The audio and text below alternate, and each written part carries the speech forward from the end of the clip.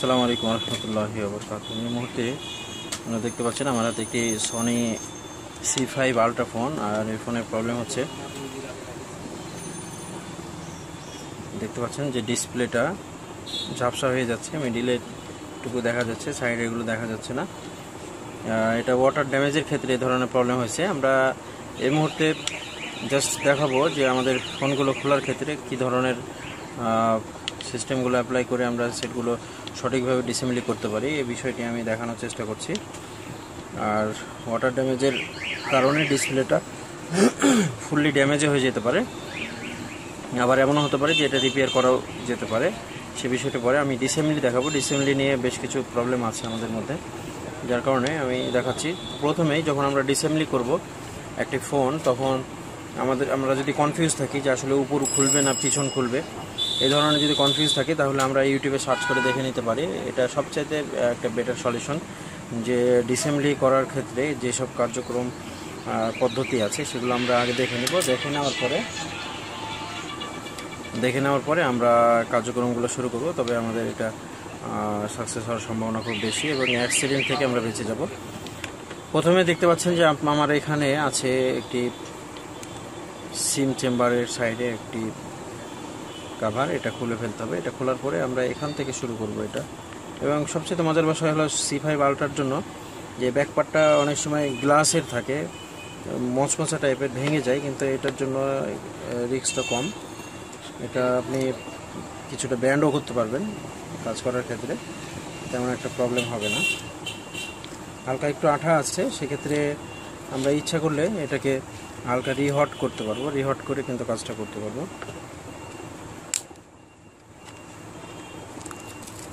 এমনিও কাজটা করা সম্ভব।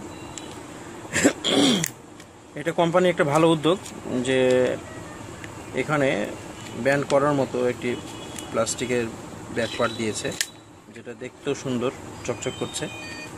আসলে সেটের সৌন্দর্য করার জন্যই অনেকেই কিন্তু এমন একটা সিস্টেম তৈরি করছে যেটাতে কাস্টমার ক্ষতিগ্রস্তই হয়। এখানে কানেক্টর দেওয়া আছে সাইডে, এই কানেক্টরগুলো দিয়ে বডিটা ধরে নিচ্ছে। এরপরে আমাদের এখানে স্ক্রু আছে অনেকগুলো, স্ক্রুগুলো আমরা রিমুভ করব।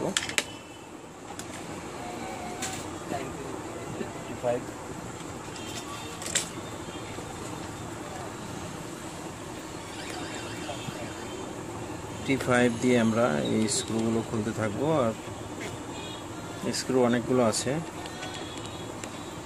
যত বড় সেট হবে তত স্ক্রু বেশি হওয়াটাই জরুরি, কারণ স্ক্রুতেই সেটের ভারসাম্যগুলো বডির সঙ্গে সঠিকভাবে ধরে রাখে, সেটগুলো ব্যান্ড হওয়া থেকে, বাঁকা হয়ে যাওয়া থেকে বাঁচায়। আর মোবাইল ফোন বাঁকা হয়ে গেলেই ড্যামেজ হয়ে যায়।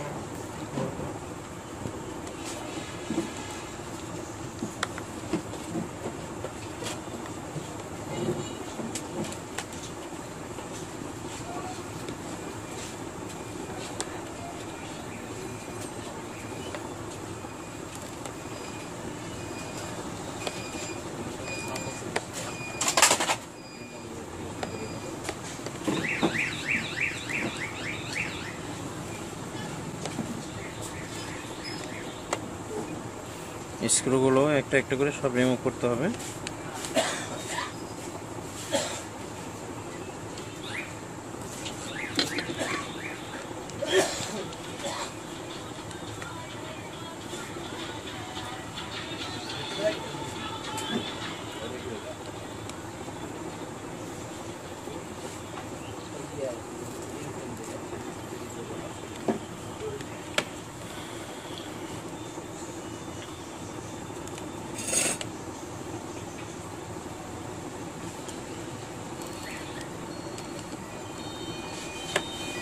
স্ক্রু এত বেশি দিয়েছে যে স্ক্রু খুলতে খুলতে আপনি হাঁপিয়েও যেতে পারেন, তাতেও কোনো আপত্তি নাই। সেটের সেফটির জন্য এতগুলো দেওয়া হয়েছে। আমরা গণে দেখি এটা কয়টা আছে। 2, 4, 6, 8, 10, 12, 14, 16, 18, 19টা। 19টা 20টা হলো না কেন? অবশ্যই আর একটা থাকতেও পারে। নাই, হয়তো কোম্পানি ভুলে গেছে আর একটা স্ক্রু দিতে।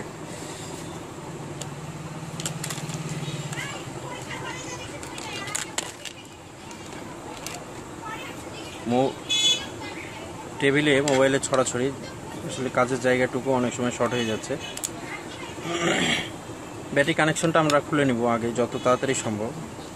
খুলে নেওয়ার পরে বাকি বিষয়গুলো আমরা রিমুভ করার চেষ্টা করব। এখান থেকে রিমুভ হবে, আপনারা দেখতে পাচ্ছেন এক সাইডটা।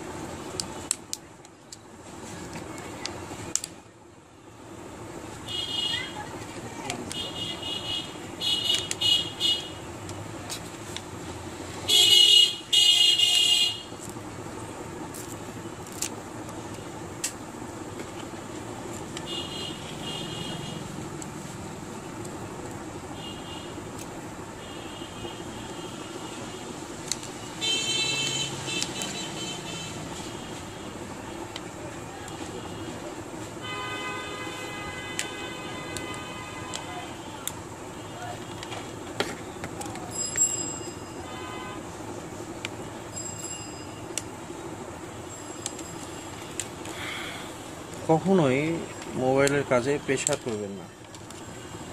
কোনো জায়গায় আটকে গেলে তখনই তাৎক্ষণিকভাবে আপনাকে ডিসিশন নিতে হবে, দেখার যে আসলে কোথায় কেন কীভাবে বাজছে। এখানে বাজছিল, এই প্যানেলটাকে সে উঠিয়ে নিয়ে আসছে সরাসরি। আঠা এমনই বেশি দেওয়া ছিল, প্যানেলটাকে উঠিয়ে নিয়ে আসছে, এই নেটওয়ার্ক সেকশনের প্যানেল।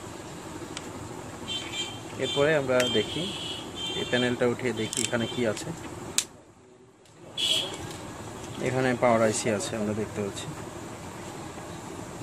মজার বিষয় হলো যে পাওয়ার আইসি দেওয়া হয়েছে মিডিয়াটেকের, মানে সেটটি মিডিয়াটেকেরই সেট। এটা বুঝতে পারছি, পাওয়ার আইসি যেহেতু মিডিয়াটেকের, অতএব সেটটিও মিডিয়াটেকের হতে পারে। এখান থেকে আমরা মাদারবোর্ডটাকে রিমুভ করব, যেহেতু ওয়াটার ড্যামেজ আছে।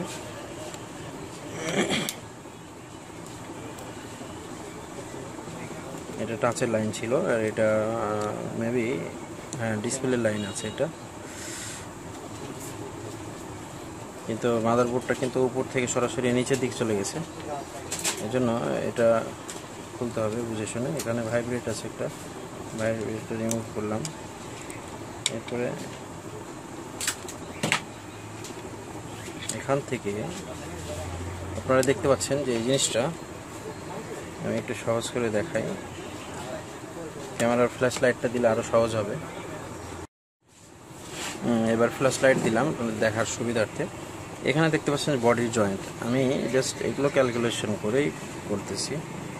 এই বডির জয়েন্ট আছে এখানে, জয়েন্টটা এটার সঙ্গে সম্পৃক্ত। এই যে এই যে এই যে এটা যদি আমি টান দিতে পারি তবে আমার মাদারবোর্ডটাকে বের করে নিয়ে আসা সম্ভব হবে। এই যে দেখতে পাচ্ছেন, এটা পুরোটাই স্টেনলেসের। এরপরে আমরা এই যে এখানে পাওয়ার কি, ভলিউম কি, ক্যামেরা কি সব আছে এখানে। এখন আমরা মাদারবোর্ডটাকে উঠিয়ে নিয়ে আসতে পারবো।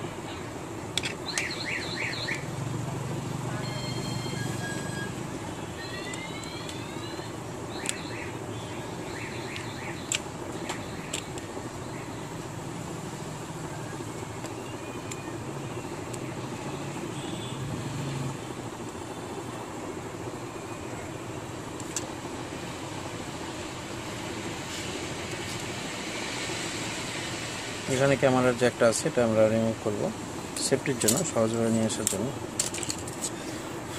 এটা ছিল আপনার ব্যাক ক্যামেরা, মেইন ক্যামেরা, আর এটা ফ্রন্ট ক্যামেরা দেওয়া আছে এখানে দেখতে পাচ্ছেন। এটা হচ্ছে মাদারবোর্ড।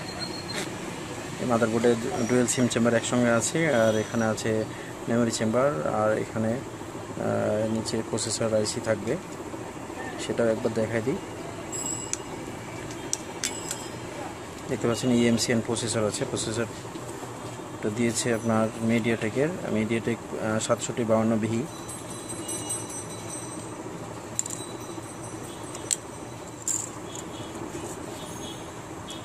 আসলে